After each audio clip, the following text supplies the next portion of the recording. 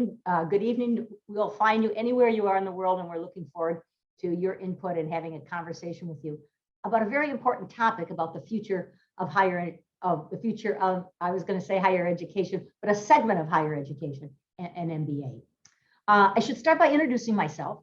My name is Mary Lou Gorno. I am a member of the class of 1976, the distinguished class of 1976. But we were distinguished in many ways. I think we made a significant impact after we left the institution. We stayed very close to the institution, and we distinguished ourselves because there was a very small number of women, and we had to kind of carve our own path through the world.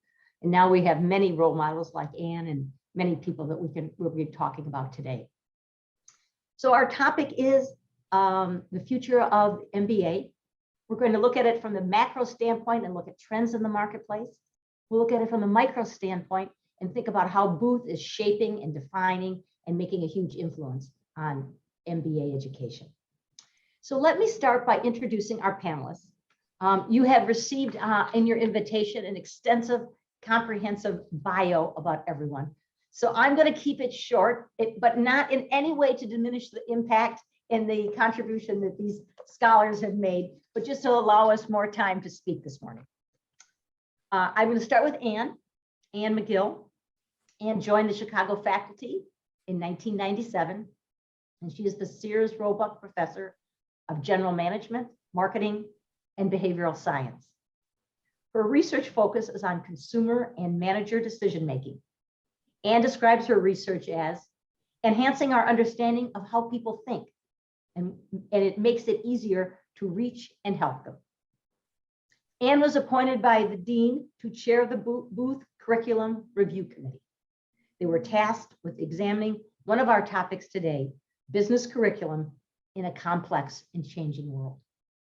Anne earned a BA from the University of Michigan, and an MBA and PhD from Chicago Booth.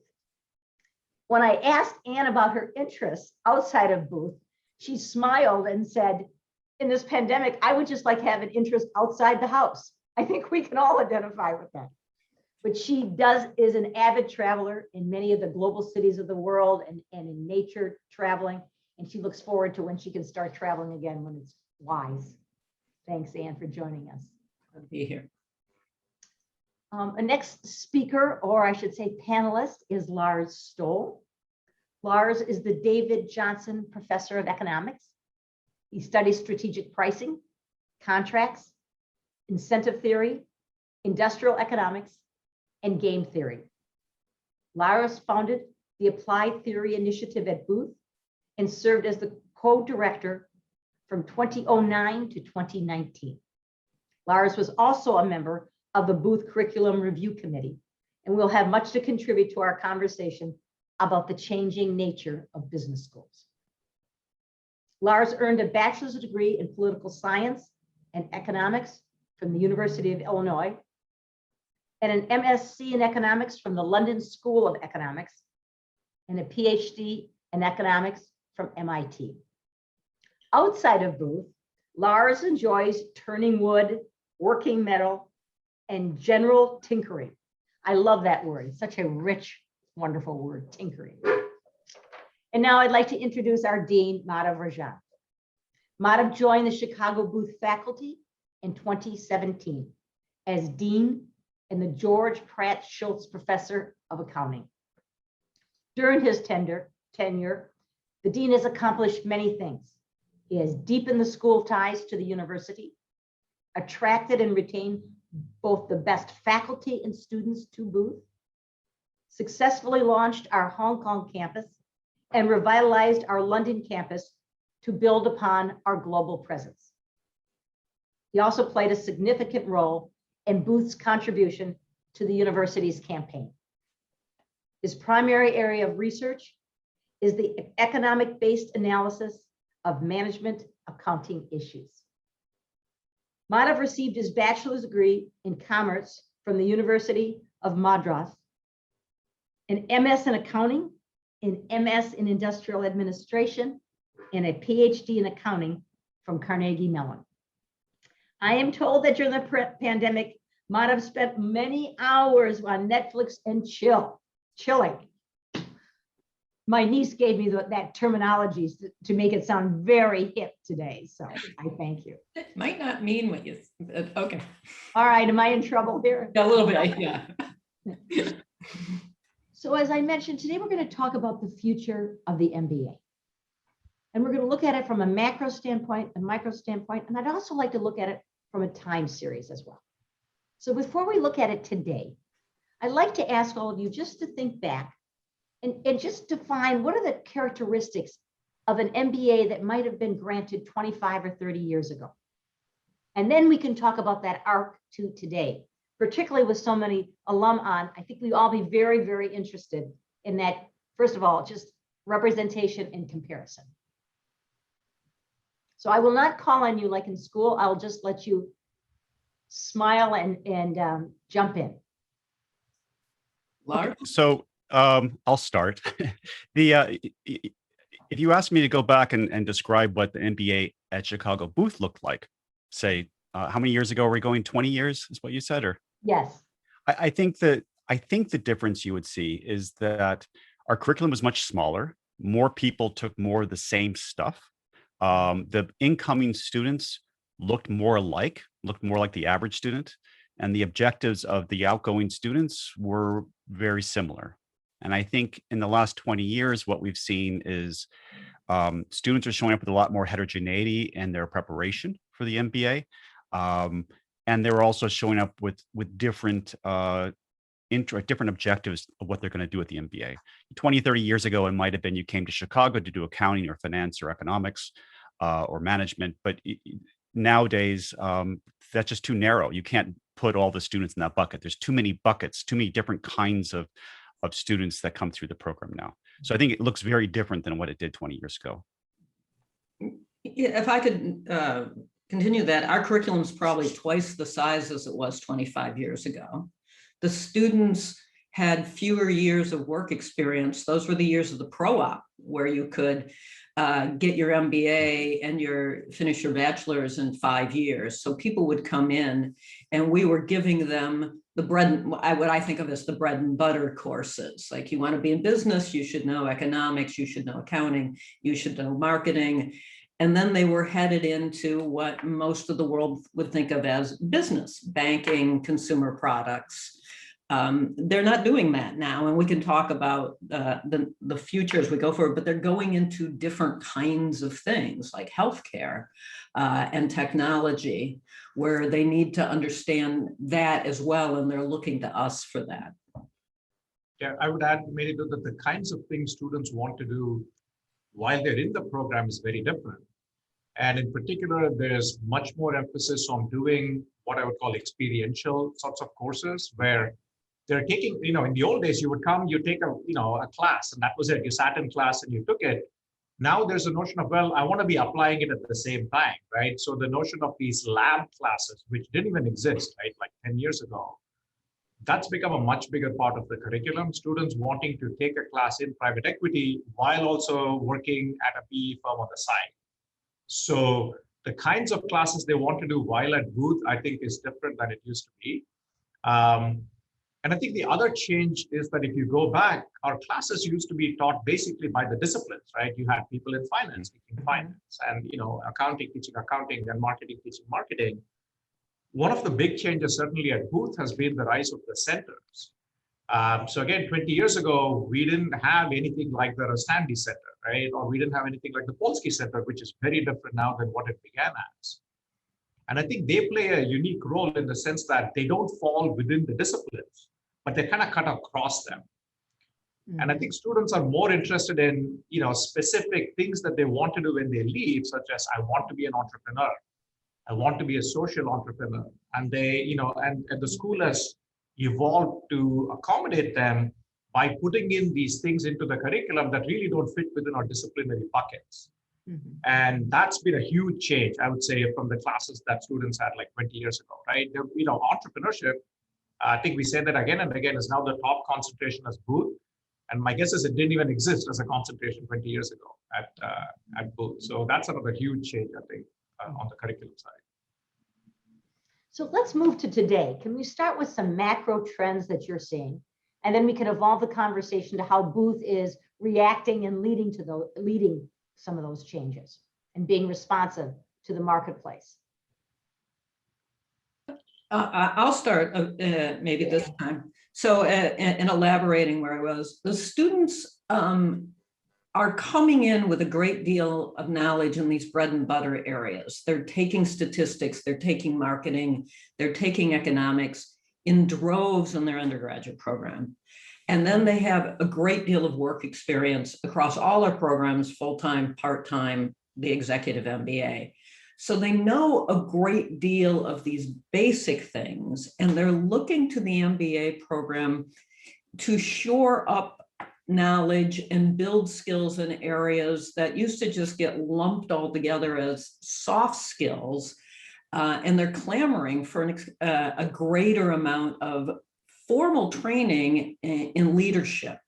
And that's different because we used to think, people used to talk about leadership as something you were sort of born with, like being creative. And what we've learned is, no, those are things you can learn to be good at, and they're asking for that. They're saying that they'd like to get from their MBA programs things that would have left me gobsmacked 20 years ago. They're saying, I want to be better at empathy. And it's like, well, that's terrific, but from your MBA program, and they're like, I want that, because they recognize they're going to be managing a rich, diverse workforce whom they'd like to recruit and retain in a good work environment so they could be productive. And they understand their leadership skills are a big part of that. So that's one of the big changes. Especially in the curriculum review, they talked to us about that at length.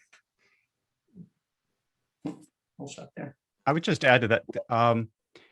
I think that another macroeconomic variable out there is in the last 10 years, the availability of such, mostly high quality, or at least adequately good traditional business school courses online, like through Coursera.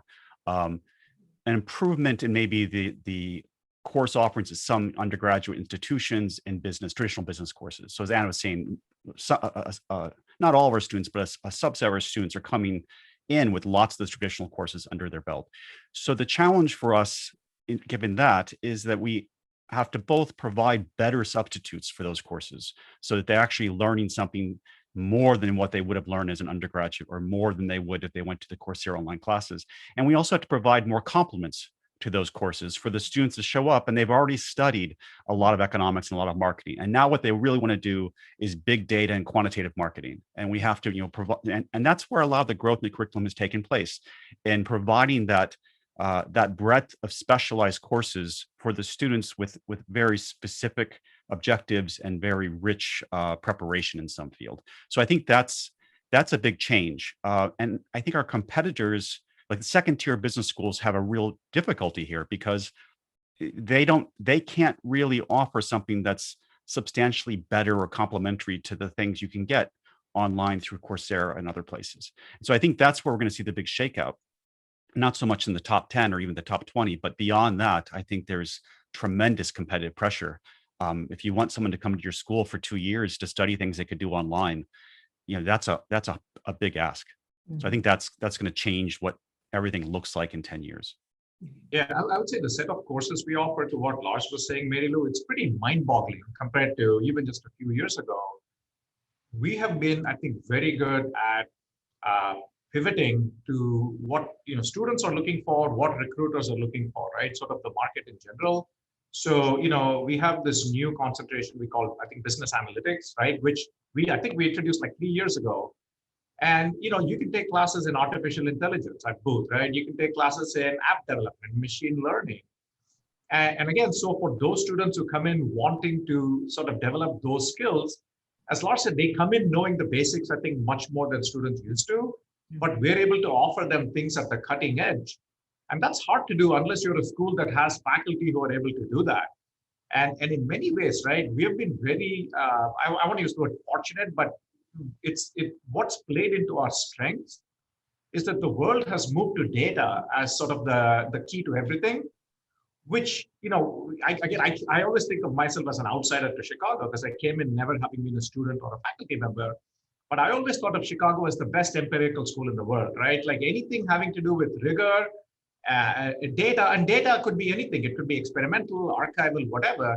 This was the best school at teaching people how to think about it, how to use it to make decisions, and how to then get people to implement it. And I think the world moving to data as the key has been great for us because that's what we're always good at. And in many ways, we've been able to offer these cutting edge courses without having to bend over backwards because we have the faculty who do that stuff. And so it's been easier for us to move to the frontier very, very fast because our faculty have been at that frontier. And I think that's a massive asset for us. So a big change, again, going to your first question from 20 years ago, is that the set of things that our students want to do when they leave Booth now primarily includes, tech companies, right? We send more people to tech than to banking now. And why? Because, the students coming here are able to learn about big data and how to do that sort of analysis so they can get the sales and ops jobs, they can get the product management roles relatively easily having had this training. And I think that's helped us tremendously. Again, 15 years ago, nobody would have known what a product manager was in a tech company. But we send, significant number of people to that. So again, I think the world has moved in a way that's been great for Booth, and we've been trying to invest to kind of stay at that frontier. And if I can add to that, because we have good connections to the university, thanks to the current dean, we can make use of other parts of the university that are good at things like computer science and healthcare to create courses relevant to the Booth students, because you can't go in not speaking the language of the underlying business that's happening. So you have to be able to talk about healthcare in a different way, and you need to be able to code a little bit as you do that. I'm also going to add one of the challenges that comes through. Many of our students, even most, come in with lots of business knowledge, but we admit great students who've had none of that. And so one of our curricular challenges is dealing with this spread, this diversity of incoming knowledge. So we have to be really good still, and we are, at teaching these foundations to get the Russian lit major tooled up, we call them the poets, so that they can step quickly into these other courses that they want to go into. So one of the reasons we're big is it's not like we move to this new area and drop the old. We're teaching it all now. Can I build on that concept, Anne? Oh, please go ahead, Lars. No, Mary, go. I was just going to ask about the concept of interdisciplinary study. That is a core value of this university. And I see it's applied under your leadership, Madhav, but applied very broadly at MBA and. Can you talk about that? Is that an evolution as we will be thinking about it in the future? I think so. I think it's something I think it's going to be a huge strength for us.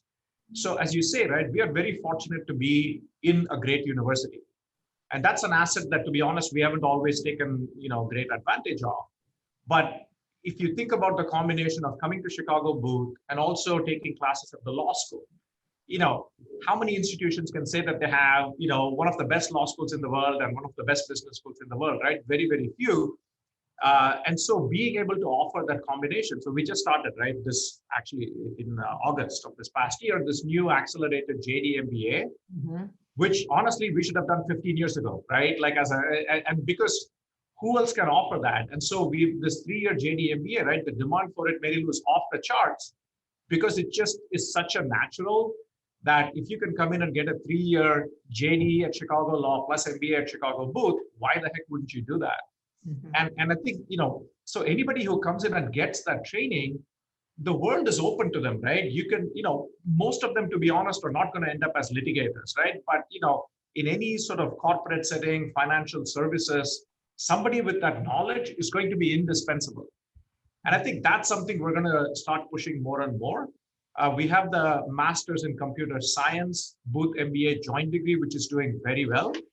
And I think that's, again, something where there is such a huge demand, right, for that skill going forward. Anybody who wants to be a product manager, this is the ideal background, that you have that combination, right? The Booth MBA and something in computer science. Healthcare, which Anne mentioned, right, is an area, again, where we're, having a good MD, MBA joint degree is going to be a huge asset if we can get it to work. Now, it's harder to scale that, honestly, because each of the medical specialties tends to work differently. But given what a big portion of GDP, is represented by healthcare and the importance of people who can be good health administrators, that's again a place where I think we can play a great role. So to connect it to the earlier point, right, we have students coming in knowing a lot. And I think being able to get them an MBA that may not, sort of be the full 2 years, but if we can shorten it a bit and have them then take classes at the law school or medical school, I think that's going to add tremendously to the human capital. And Lars, just to, did I cut? yeah. Yes, please. No, it's related to both what Madhav just said and what Anne was talking about. We have this great asset at the university and all these specialized courses that to give value to the students with a variety of objectives and backgrounds. But it should be noted, if you lay out our degree requirements next to our competitors, there's a tremendous amount of flexibility that we have in our program that you don't have in those other programs. Now, there's arguably a loss because we don't have a cohorted group of students going through the same courses in their first year.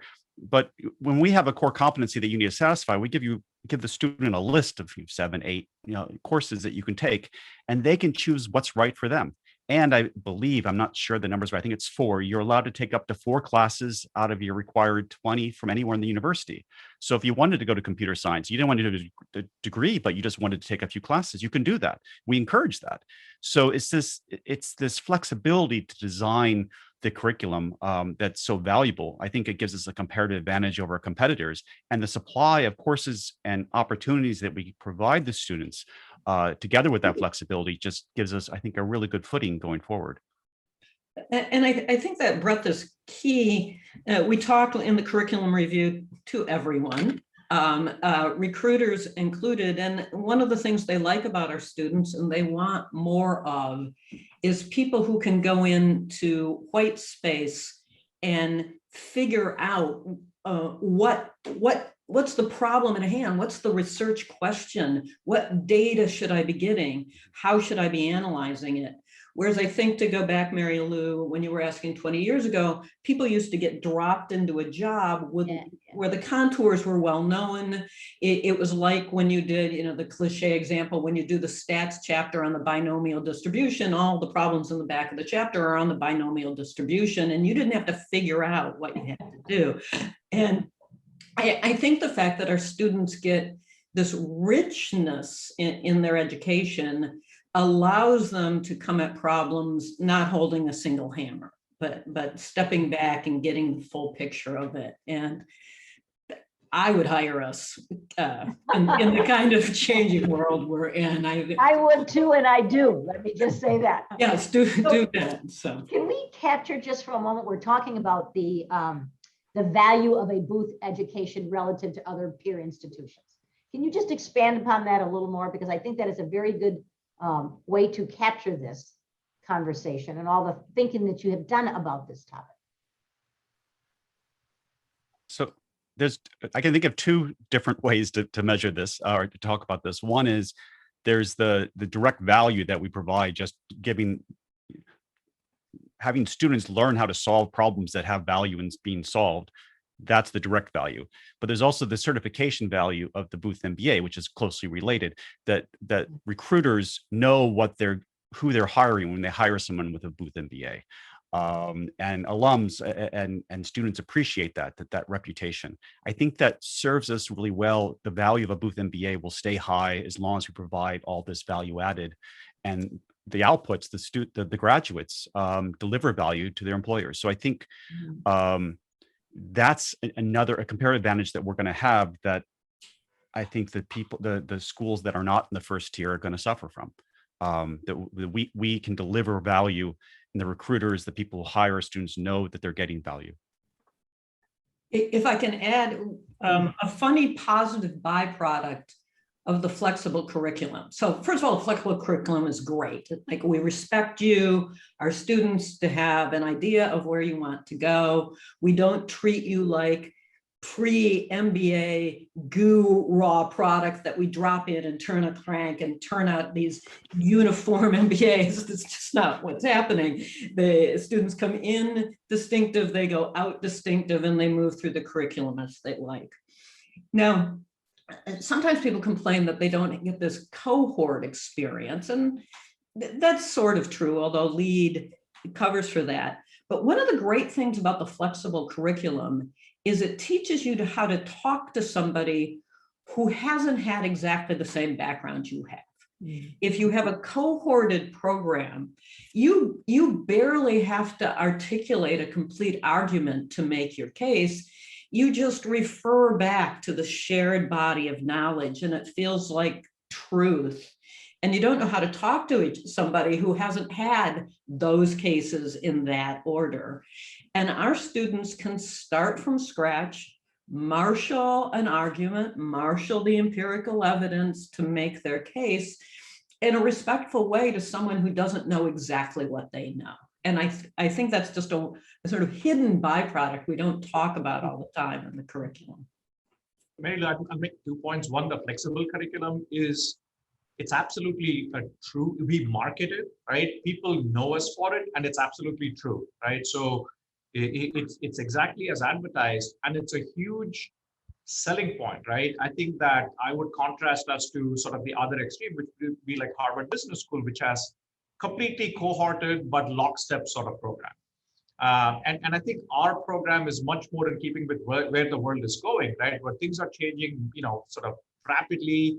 People are coming in with very, very different levels of skill, knowledge, experience. And it's very Chicago. We let people find their own path, right? We have, we give, market signals. We have prices for courses, and we tell them, here is what you can do when you leave, but then you sort of figure it out, right? Is what the path is through that. So I like it. It's really on point, on brand, if you will. And I think that's great. The second thing I would say to the value of the MBA is that, whenever I go out, I always tell people we're the best academic school of business in the world, right? That's our aspiration. That's what we have been achieving. And what that means is that the curriculum, the student experience still has a level of rigor that's pretty much unmatched in the industry, right? So when you come here and you take a course, you have to work at it. This is not a place where you can sort of come in and kind of skate through the curriculum. The courses are taught rigorously by the faculty. They hold the students' feet to the fire, and the students respond to it. One of the things that's, I think, great about Chicago is that what we're selling is actually the truth. Students come in knowing that this is a hard place, and we deliver on that. But then they know that, when they leave, they're getting something of incredible value. Before you mentioned the campaign, of course, the first 2.5 years of my job, I was on the road a lot, and just talking to alumni. And whenever I asked them about, their, sort of what do they value the most about the Chicago booth experience, they would always say, when I came in, I knew this much. And when I left, I knew this much. And more than that, the place taught me how to think and how to deal with ambiguity. And that's helped me through my career. So it's sort of a time-tested notion of the value that we are providing. Mm-hmm. And I think we've been very consistent in sticking to that, as opposed to trying to dumb things down, become a place where students come for sort of the social experience rather than the academic experience. Mm-hmm. And we have resisted that, I think, to an extent far greater than any peer school. So let's say we were at the virtual Reconnect weekend at Stanford or Harvard. What would they say relative to what we're talking about today? I think it's always important to go to the other side of the table and think about these issues. So obviously I know Stanford really well. And I think the big difference there is that to the question I asked about when you would ask alums about what is it that you sort of remember about the school, at Stanford, they would always talk about each other, right? Mm-hmm. It was never about the faculty. It was never about the courses. So the faculty and the courses and the curriculum sort of exist out there, but that's really not what the students care about at Stanford. They care about each other and their network.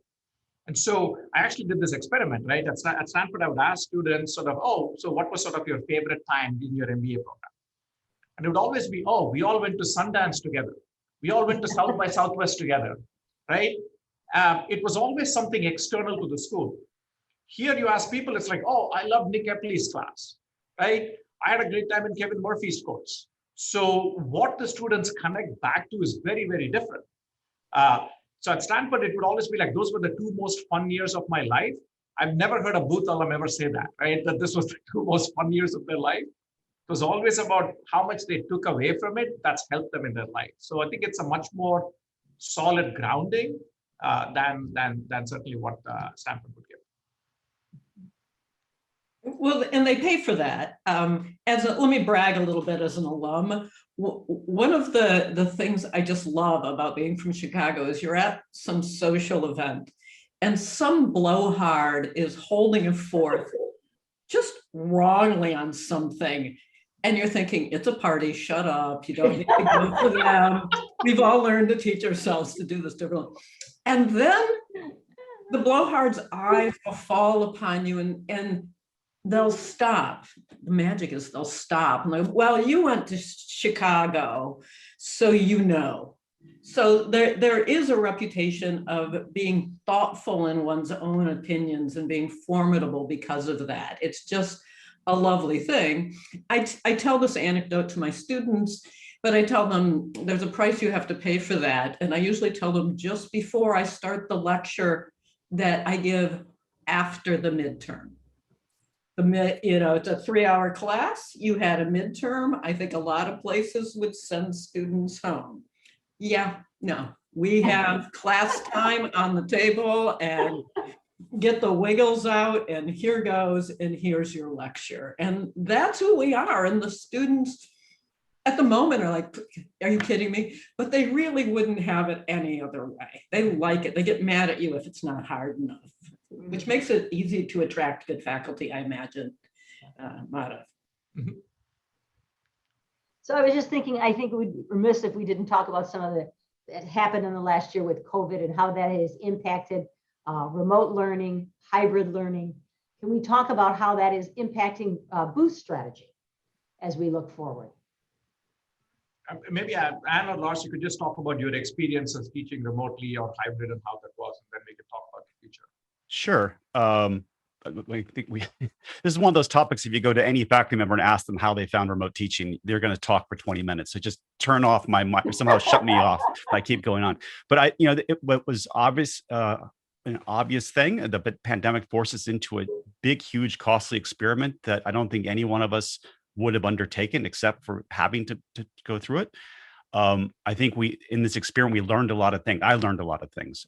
Some were surprising to me. The first one is that it's not that high of a cost to communicate online in video, to make videos. And because of that, I'm, post-pandemic, I'm going to probably put together some more, outside of class video content just to, help refresh concepts or to do what I can to make the learning experience better. The corollary with that is that in the past, to get guest speakers in your classroom, you got to fly them out or have lunch with them and entertain them. And it was a big costly thing for them and for the faculty. And now the supply is large because the guest speakers, people you might ask, they know they only have to pop onto Zoom for an hour and interact with your class, which a lot of them want to do anyway. So this opens up this huge window for our alums coming back with industry expertise and just popping into a class for 20 minutes on a certain case to weigh in on what they think the issues are. And I think that's going to be a big plus that going forward post-pandemic that a lot of us will leverage. This is very faculty centric, but office hours. I used to always have my office hours in the middle of the week during a class day. Nobody would ever see me. Occasionally someone before the midterm or exam would come by. Now, during the pandemic, I just chose office hours I thought they would want. So I picked 7 a.m. and 8 p.m. and on the weekend. And every one of them was filled with 4 or 5 people. And I got to know a lot of my students much better. I think they learned the material better. Post-pandemic, I'm doing online office hours at crazy hours so that people can actually come to them. I think a lot of faculty have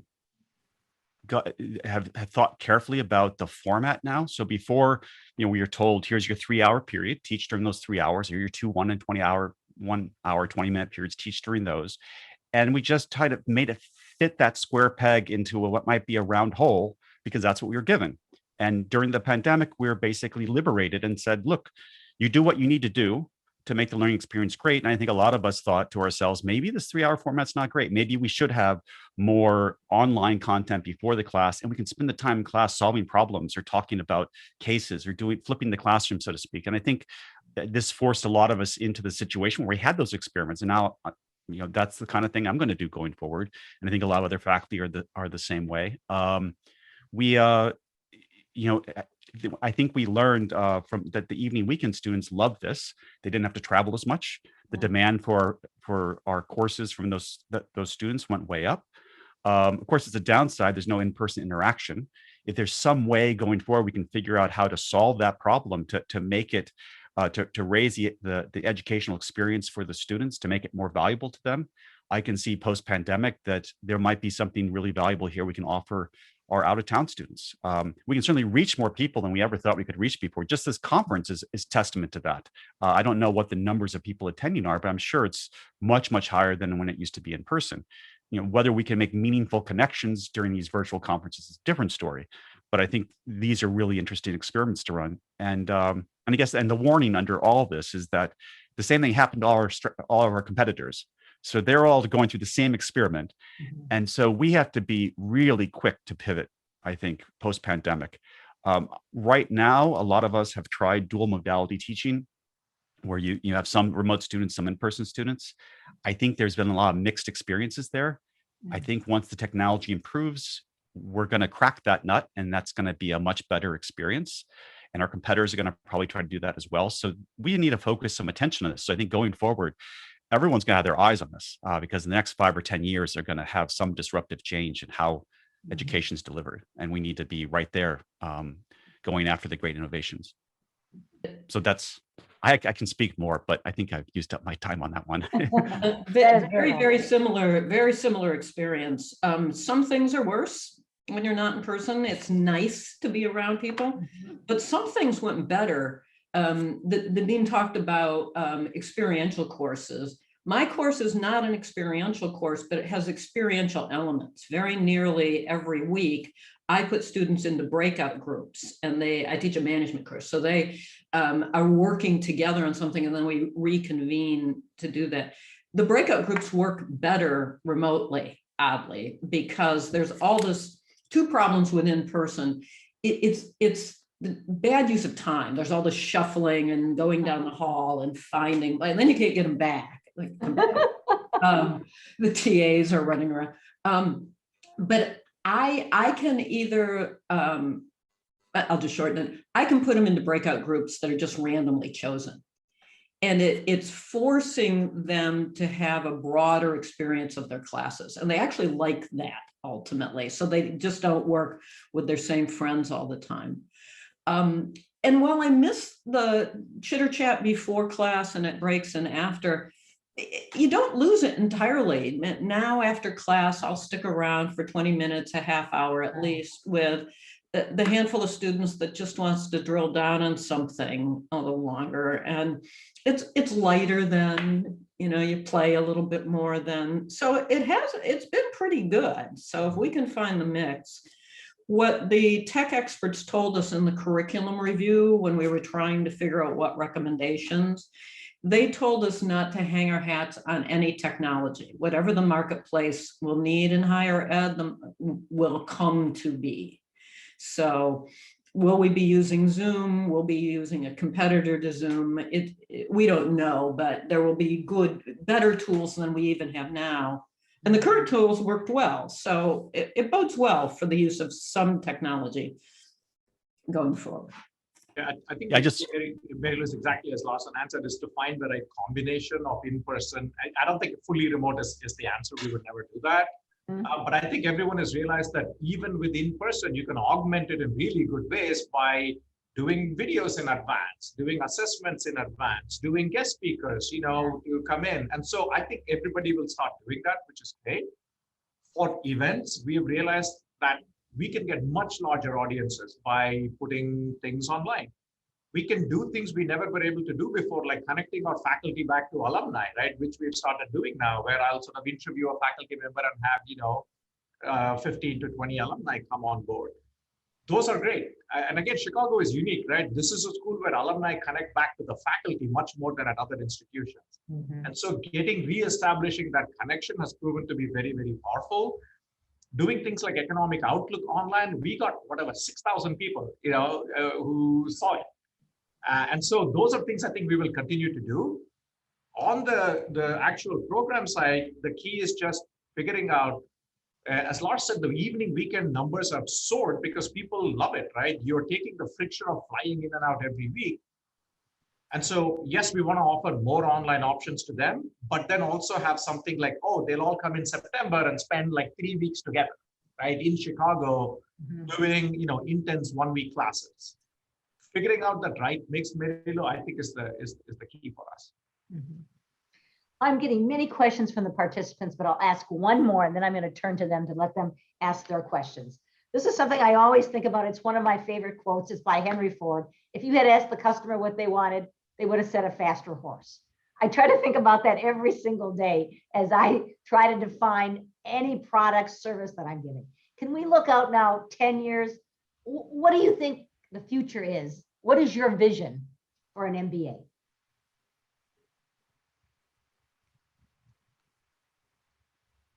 I think that we don't know the answer to that, Marilu. I think what we have to do is to be super fast and agile at responding to it. And I think it's exactly like I answered about the technology. The biggest mistake we could make is to spend $20 million and buy a big tech platform that's going to be obsolete in 2 years. I bet you 8 years ago you couldn't have predicted that our curriculum would be what it is today, right? And I think what we're relying on is having the best faculty in the world who can move to the frontier, pivot, and then give students whatever it is that's important to them at that time. One of the funny things about an academic institution is it's unclear who the customer is, right? Is it the students? I mean, the students would like to think of themselves as the customers. I don't really think so. Is it the recruiters? Is it the companies who are hiring them? Is it society? So I think our goal is to, bring in the people who would get the most value from what we're offering and who will contribute the most to society, sort of using that. Mhm. And I think that's going to change over time. And the key for us is just making sure that we're not so rigid that we're like, no, this is what we do, right? We have to keep doing what we're doing. And I think because we have the best faculty, we'll always be able to get there better and faster than other people. So that's what I would say is the best idea. I agree. The combination of a faculty that's at the cutting edge with a flexible curriculum and the ability to be sensitive to individual differences in the students means we don't have to predict it just right, where you can be completely on. We'll just adjust as needed, probably lead as needed more than adjust as needed. Mhm. There's another very important element over the last 12 months that we've all been acutely aware of social justice. We hope it's not just a moment in time, but it's something that will change our thinking, change our behavior. Can you talk about how we've inculcated that experience into the curriculum or how we're thinking for a student at Booth? I guess I'll start. The students talked about it at length.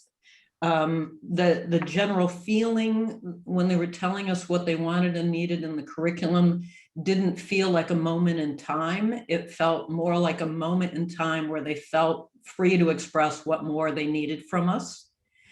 And fortunately, we have the classes. We have an outstanding managing diversity course. We have all of our management courses address issues that you described. So part of it is our just showcasing them a little bit better. We've focused on managing diversity as good management and just recognizing the truth of the world and trying to do a better job at that. I was, we can't make things required in the flex, we could, but the flexible curriculum doesn't involve putting in new courses that we lock students into as much as moving them to the fore so that people are conscious of the opportunities there. And I was struck by one of our African-American students in one of the focus groups who said, so the thing is, the way I'm treated in the workforce isn't an elective for me. So treating that exclusively as an elective for people in an MBA program produces a bit of a mismatch there. We grappled with that, I think, pretty successfully. Lars, did you want to add? Not sure. So I think I agree with everything I just said. What we want to keep flexibility. We have a lot of classes that have very large components on ethics or society. They're not marketed that way, and they're spread across the curriculum. And what I think we can do a better job of going forward is to bucket these things better and say, look, and to send the message that this is an important part of being a business leader. You have the privilege of going to Chicago Booth, of having a degree. You're going to go off into the world and people are going to listen to you. So you need to think about where you fit into society. And we have courses that do a wonderful job on various aspects of that. But they're not like in one place. They're across the curriculum. And so we need to do a better job signaling to the students that this is important to us. It should be important to you as a business leader, that you actually can understand, the arguments for and against capitalism. You can understand what's the role of business in society. I mean, Milton Friedman wrote a famous, very controversial paper, University of Chicago in 1970, about the role of business in society. And you can disagree with what he said, and many people do. But he set up the framework for thinking about the debate of what should businesses be doing, what is their responsibility, and you can't have that debate anymore without Milton Friedman in the background. And that's an idea, a debate that started at the University of Chicago, and so and that actually appears in some of our courses. But I don't think it's obvious from any course you look at that you'd have a lecture on the role of capitalism and business in society. So I think we need to do a better job of that, honestly. That's my own personal view. Yeah, I think in many ways it was fortunate that we had the curriculum review when we did, Mary Lou. I think if this were a year without a review, and again, we don't do these very often. We do them once every 6 years or 7 years. So it was great that the committee was constituted before that, and they had the chance to actually speak to students, speak to alumni, get their thoughts, and try to come up with a thoughtful view about what is it that we really want to offer in the curriculum, as opposed to jumping to something that might have seemed like a good idea in the short run, which might not have been the right thing for the future. I think the committee did a fantastic job of sort of balancing that. And also the perspective they took is great. The notion is, look, you're going to be managing when you leave in a very diverse, very global sort of environment. So how do we give you the right tools to do that, right? How do we, teach you what that actually means to be a good leader in an environment where everybody doesn't look like you or hasn't had the same experience as you have? And I think that's a great framework that really fits in with sort of who we are as a school and where we can add value to these students. So I think they did a fabulous job of that. Thank you. And I think the key to it was tying to our core value of basic discipline knowledge, that it's knowledge that will endure because it's the underlying understanding of the way the world works, the way the mind works, the way economic systems work. And our courses that address these current event issues are tied to deep knowledge. So it should serve the students long after they've left the school. That's our goal. Let me turn to some of the questions from the audience. Here is one. Will the MBA survive in the long term? Or should we think about a master's in niche fields or functional areas with elements of general management and leadership? I'll throw my 2 cents, and obviously everyone should contribute. I think it'll survive in the long run. It will, simply because it is more general than doing a master's in finance or a master's in accounting or whatever it is. I think if you want to be a specialist and you know what you want to do and I'm going to do that for the rest of my life, absolutely, you should do a master's in accounting. But if you look at sort of the trends, it's actually going exactly the opposite way. Most of our students, when they take their first jobs after the MBA, Mary Lou, I bet you 2 years out, they're all in a different job, right? And so this notion of knowing what I'm doing and I'm going to do that for the next 20 years doesn't exist anymore. Our students are very much going to have a pattern of moving around. And I think they're not going to want to lock themselves out into a single discipline. If anything, the broad MBA that teaches them about, how to be a leader, What do we know about sort of finance, accounting, marketing, behavioral science, all of that? That's going to become even more valuable as people realize that, look, this is a 2-year investment in myself, in learning about myself and acquiring skills, and I'm going to apply it to many, many different things over my lifetime. And so I think the value of the specializations is never going to be as high as the regular MBA, again, assuming we can keep morphing that MBA over time as circumstances change.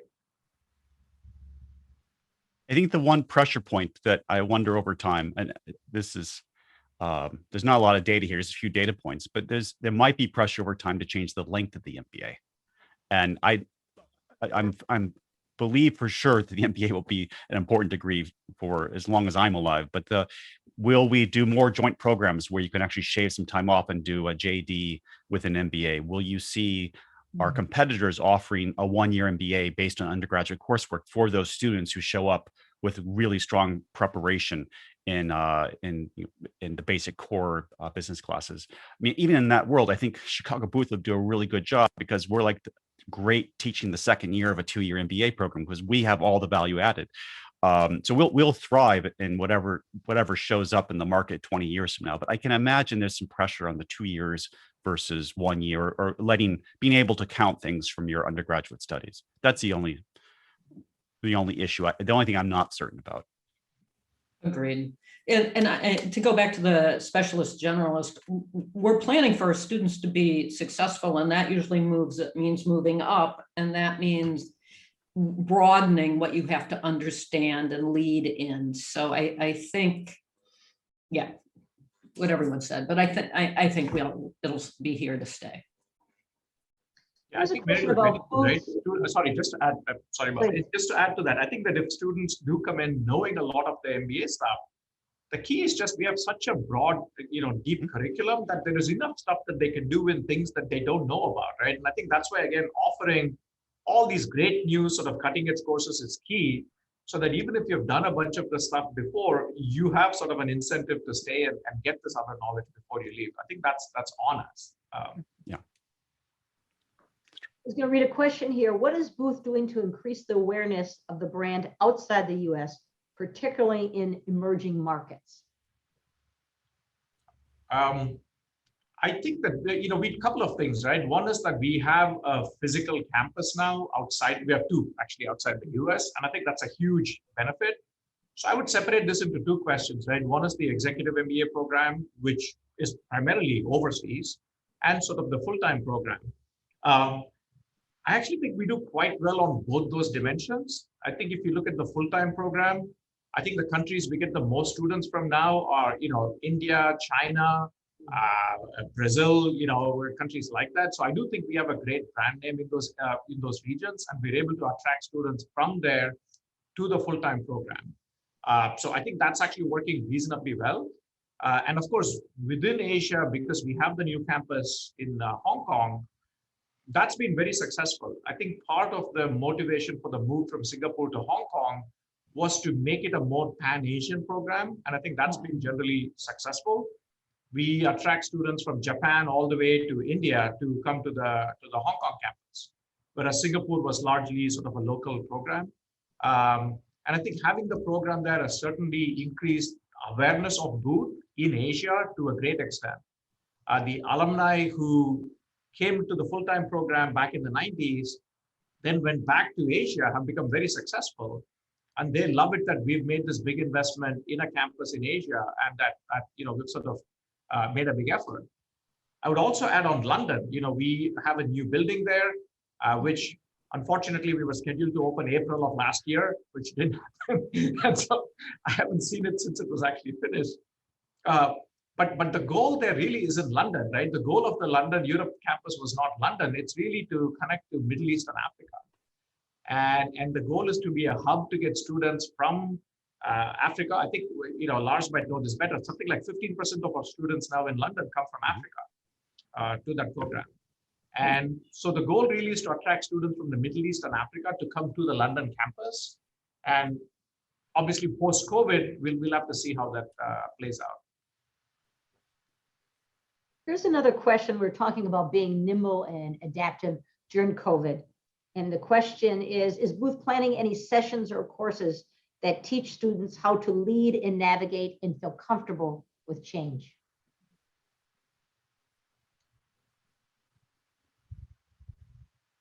We talk about change management in the management courses, but it's just embedded in managing in organizations.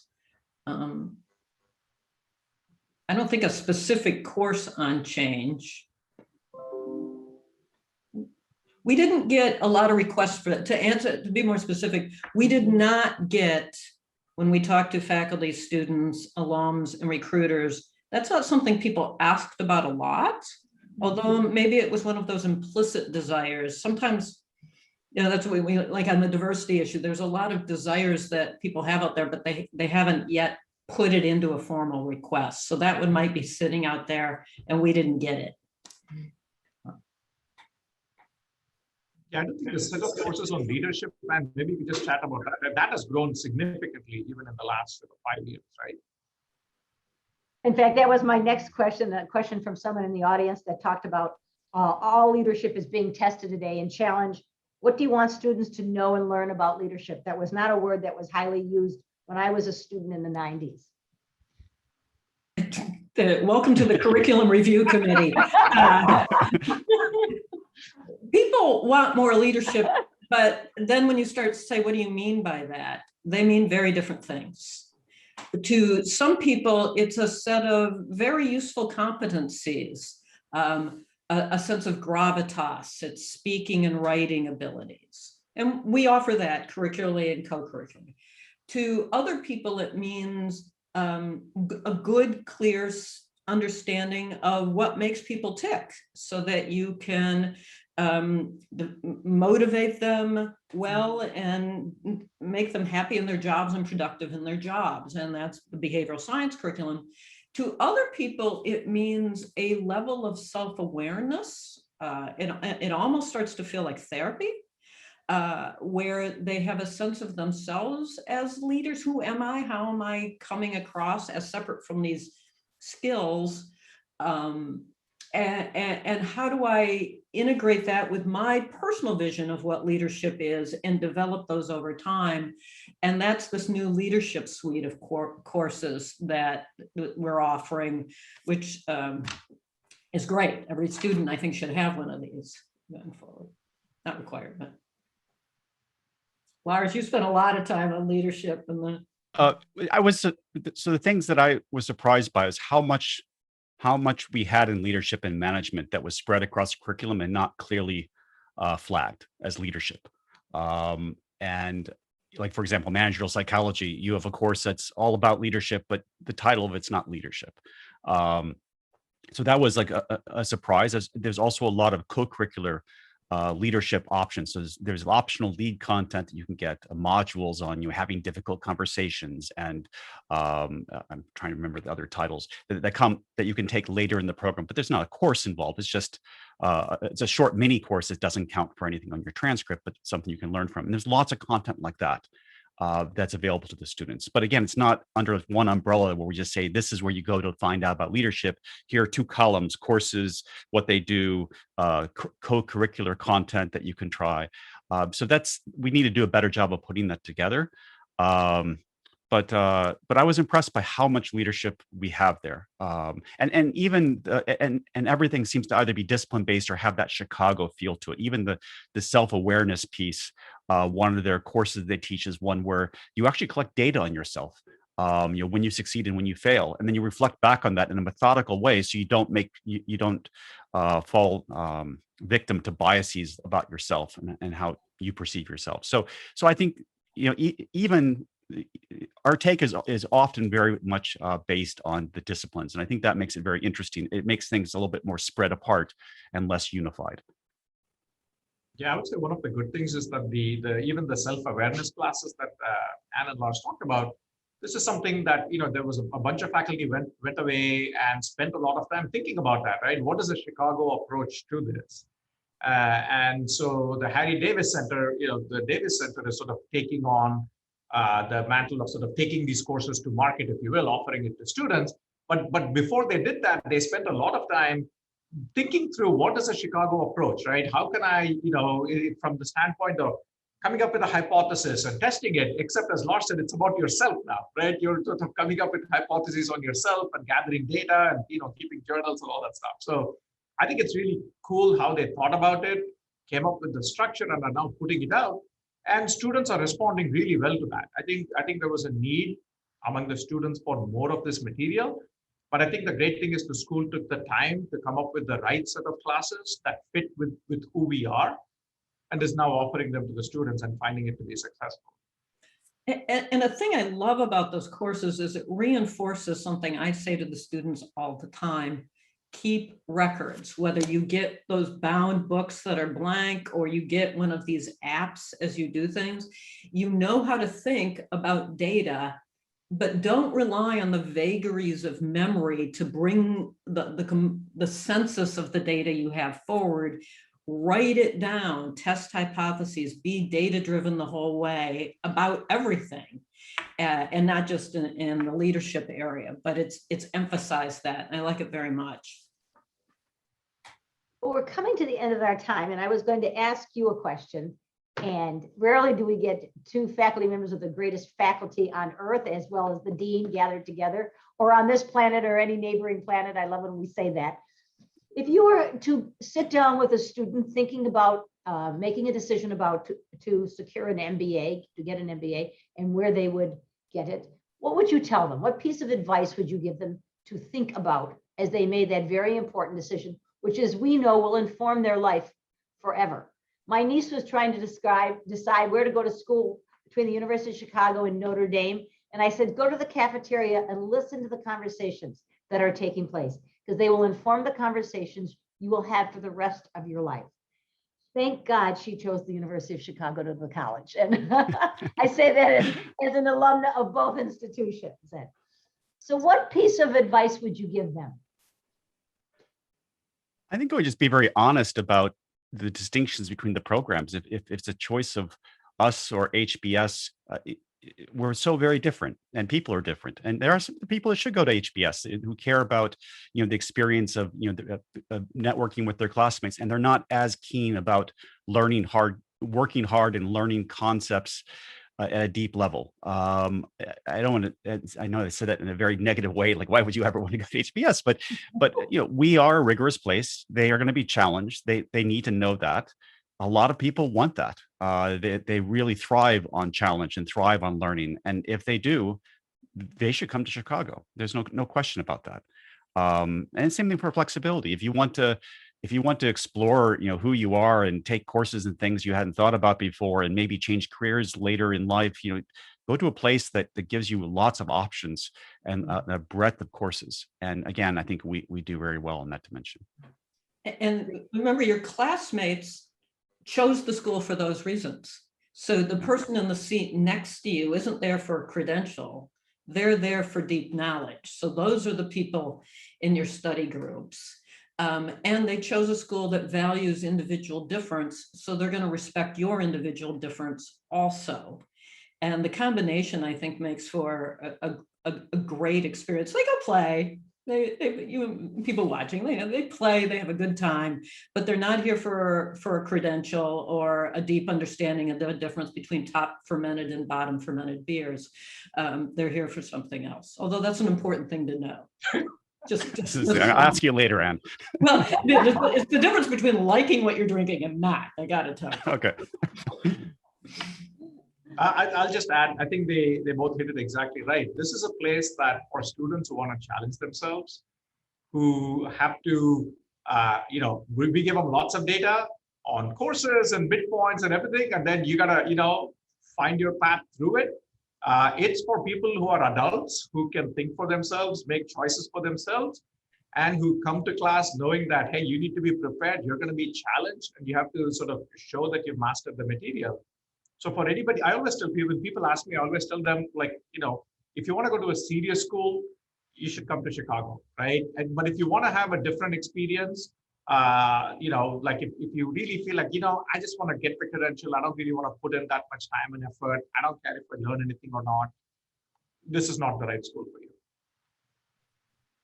Well, Lars and Ann and Madhav, I thank you. I think this has been a lively and engaging conversation, characteristic of this unique institution. It defines who we are. And I know I am a better informed alum as well as a member of Booth because of this. These are serious questions, and we'll continue to think about them and challenge. And you certainly provided the intellectual framework for that. So we thank you very, very much. Thanks, Mary. Thank you, Mary. Thanks, everyone. Thank you.